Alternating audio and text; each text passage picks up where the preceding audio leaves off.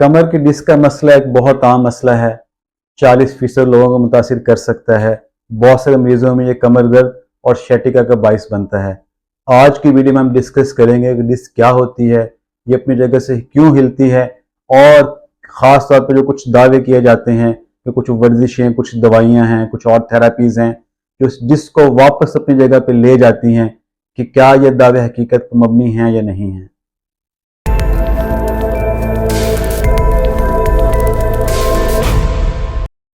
अस्सलाम वालेकुम, मेरा नाम है डॉक्टर मुदस्सिर नज़र और मैं हूं एक ऑर्थोपेडिक सर्जन, और मैं अपने चैनल ऑर्थ के विद डॉक्टर मुदस्सिर पे आपको खुशामदीद कहता हूं। तो पहली बात कि डिस्क क्या है।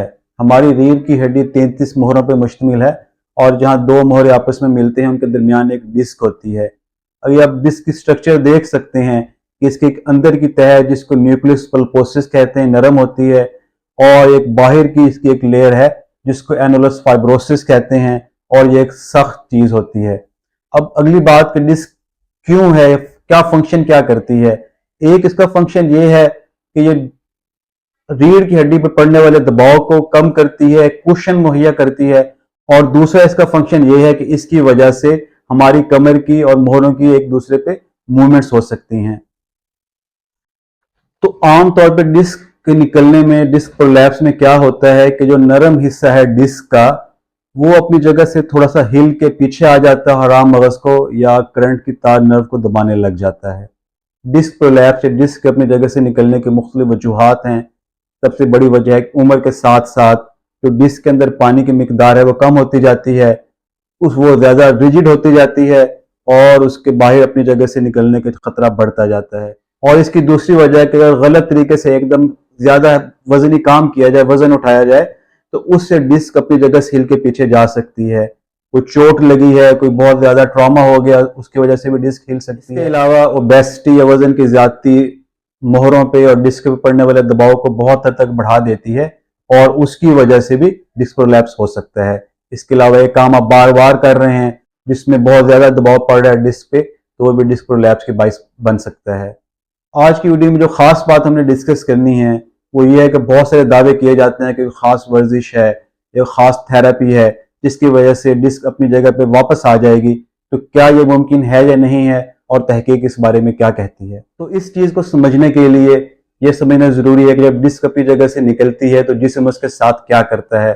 एक कुदरती अमल है जिस्म का कि खास किस्म के खुली हैं जिनको हम मैक्रोफेज कहते हैं, वो खुली आते हैं और डिस्क को जज़ब करना शुरू कर देते हैं। कुदरती निज़ाम है जिसके अंदर डिस्क को वो खाना शुरू कर देते हैं, और डिस्क खत्म होने लग जाती है आहिस्ता आहिस्ता, वो वाली डिस्क जो अपनी जगह से हट के पीछे आई होती है। तो हम कह सकते हैं ये कुदरती तौर पे कि जो डिस्क निकली है खास किस्म के खुली आके उस डिस्क को रिजॉर्व करने लग जाते हैं, खाने लग जाते हैं, और जिसकी वजह से जो नर्व पे दबाव पड़ रहा होता है वो कम हो जाता है, और मरीज का दर्द बहुत हद तक जिस्म के कुदरती निजाम के तहत ठीक हो सकता है।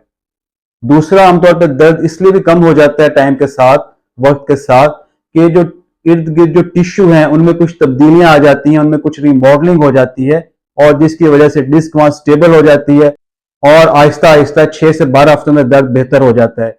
और तीसरा यह है कि जो हमारा नर्वस सिस्टम है, नर्व्स हैं, उसमें कुछ तब्दीलियां आ जाती हैं, और वो डिस्क मटेरियल जो बाहर निकला हुआ है उससे इतना हसास नहीं रहते, और मरीज वक्त के साथ दर्द में बेहतरी महसूस करने लग जाता है। तो ये हमने 3 जो चीजें बताई हैं ये इस चीज को साबित कर रही हैं कि जिस्म का कुदरती रिस्पॉन्स है कि वक्त के साथ 6 से 12 हफ्तों में जिस्म खुद ही डिस्क को जज़ब भी करने लग जाता है, और कुछ ऐसी तब्दीलियां भी आ जाती हैं जिसकी वजह से डिस्क की वजह से जो दर्द हो रहा है उसमें आहिस्ता आहिस्ता कमी आने लग जाती है। डिस्क को खत्म करने या जज़ब करने में आप कह लें 3 फैक्टर्स हैं जो बहुत असरअंदाज होते हैं। एक उम्र है कि जितना पेशेंट की उम्र कम होगी, जितना यंग पेशेंट होगा, उतना जिस्म का मुदाफियाती निज़ाम मजबूत होगा, और इतनी जल्दी और इफेक्टिवली उस डिस्क को जिस्म का निज़ाम जज़ब कर सकता है। दूसरा फैक्टर है स्मोकिंग या तंबाकू नोशी। ये देखा गया कि जो लोग तंबाकू नोशी करते हैं, स्मोकिंग करते हैं, उनमें ये डिस्क रिजॉर्प्शन का अमल बहुत हद तक स्लो हो जाता है। और तीसरा फैक्टर है कि डिस्क कितनी बड़ी है और किस जगह पे है। अगर छोटी डिस्क है उसका रिजॉर्व होने के चांस جسم کے اس کے ختم کرنے کے چانس زیادہ ہیں، اور اگر بڑی ڈسک ہے تو اس کے ختم ہونے کے چانس کم ہیں۔